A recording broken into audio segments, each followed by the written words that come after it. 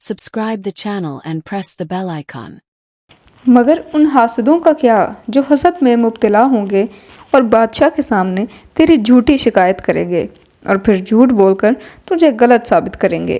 तेरे हक़ में बोलने वाला कोई ना होगा, लिहाजा तेरे लिए बेहतर यही है कि तू रूखी सूखी खाकर गुजारा कर और बादशाह की मुलाजमत का ख्याल दिल से निकाल दे। दरिया में अगरचे बेशुमार फ़ायदे हैं, मगर सलामती की फ़िक्र है तो किनारे पर ही रहना सीख। मेरे दोस्त ने जब मेरी बातें सुनी तो मुझसे नाराज़ हो गया और कहने लगा कि ये कोई अक्लमंदी की बातें नहीं जो तुमने कहीं। मैंने कहा कि अक्लमंदों की बात दुरुस्त निकली और दोस्त वो है जो कैद खाने में काम आए, जबकि खाने पर तो दुश्मन भी दोस्त बन जाता है। जो ऐश के दिनों में दोस्ती की डींगे मारता है, इसको कभी दोस्त ना जानो, और तुम्हारा सही दोस्त वही है जो तुम्हें परेशान देखे तो तुम्हारी मदद करे। मैंने देखा कि मेरी इन बातों को सुनकर मेरा वो दोस्त गुस्सा से बिगड़ता जा रहा है और वो मेरी बातों को खुद गर्जी जान रहा है। चुनाचा मैं इसको लेकर कचहरी चला गया और वहाँ अपने एक वाकफ़े कार के ज़रिए उसे एक मामूली नौकरी पर लगवा दिया। मेरा वो दोस्त कुछ ही अरसा में अपनी मेहनत और काबिलियत की बदौलत तरक्की करता हुआ एक बड़ा अफसर बन गया और फिर एक वक्त ऐसा आया कि वो बादशाह के ख़ास मुकर्रब बंदों में शामिल होने लगा। मैंने उससे कहा कि तू नाकामी के मुतल्लिक ना सोच, इसलिए कि ज़िंदगी के चश्मे का पानी अंधेरे में है और मुसीबत में मुब्तला शख्स कभी चीखे ना चिल्लाए, क्योंकि अल्लाह अज़्ज़ा वजल का करम पोशीदा है और हालात की संगीनी की वजह से खुद में बिगाड़ पैदा ना करो, क्योंकि सब्र अगरचा कड़वा है मगर उसका फल मीठा और लजीज है।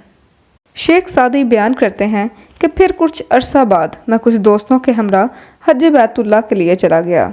जब मैं हज की सआदत के बाद वापस लौटा तो मेरा वही दोस्त फिर फटे पुराने कपड़ों के साथ मेरे इस्तकबाल के लिए मौजूद था। मैंने उसकी ये हालत देखी तो हैरानगी से का इजहार किया और पूछा कि तेरे साथ ये क्या हुआ। उसने कहा कि आपका कहा सच साबित हुआ और मेरे हासदों ने मुझ पर खयानत का इल्ज़ाम लगाया। बादशाह ने सही मानों में तफ्तीश नहीं करवाई और मेरे तमाम रफ़क़ा और दरीना साथी सब सोच बोलने से डरते थे, लिहाजा खामोश रहे और तमाम पुराने ताल्लुकात को नज़रअंदाज कर दिया।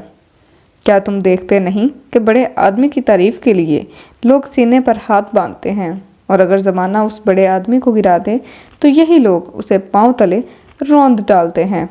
अलगर्ज़ मुझे मुख्तलिफ़ सज़ाओं में मुब्तला किया गया और फिर जब इस हफ़्ता हज्जाज की आमद की इत्तला मिली तो मुझे कैद खाने से रिहाई नसीब हुई। मैं अपनी पहली हालत पर वापस लौट आया। शेख सादी फरमाते हैं कि मैंने उससे कहा कि तूने मेरा मशवरा ना माना, और क्या मैंने तुझसे नहीं कहा था कि बादशाहों की नौकरी दरिया में रहने के मुतरादिफ है जिसमें बड़ा ख़तरा है, और अगर तू इसमें कामयाब रहा तो मुफीद ख़जाना तेरे हाथ लगेगा और अगर नाकाम रहा तो डूब जाएगा। अगर बुरे कान में नसीहत की बात नहीं पहुंची तो क्या तू जानता नहीं कि बुरे पाँव में बेड़ियाँ पड़ सकती हैं। अगर तुझ में दूसरी मर्तबा डंग खाने की सकत नहीं तो बिच्छू के बल में उंगली क्यों डालता है। ये हकायत हमें बहुत से अहम पहलुओं के बारे में आगाह करती है कि दाना शख्स अगर कोई नसीहत करे तो उसको पल्ले बांध लेना चाहिए। मुसलमान अपने ताल्लुकात अपने से बड़े के साथ कम ही रखे, इसी में खैर व भलाई है। ज़िंदगी के आयाम बदलते रहते हैं, इससे परेशान और घबराना नहीं चाहिए।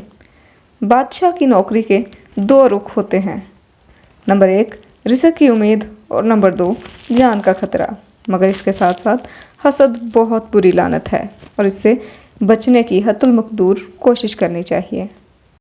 उम्मीद है दोस्तों ये हकायत आपके लिए दिलचस्प रही होगी और आपने इससे बहुत सी दानाई की बातें सीखी होंगी और उस पर अमल करने की हतुल मकदूर कोशिश करेंगे। अगर आप वाकई ऐसा करेंगे तो हमें अपनी कीमती राय से ज़रूर आगाह कीजिए। फ़ी अमानिल्लाह। Thanks for watching the video.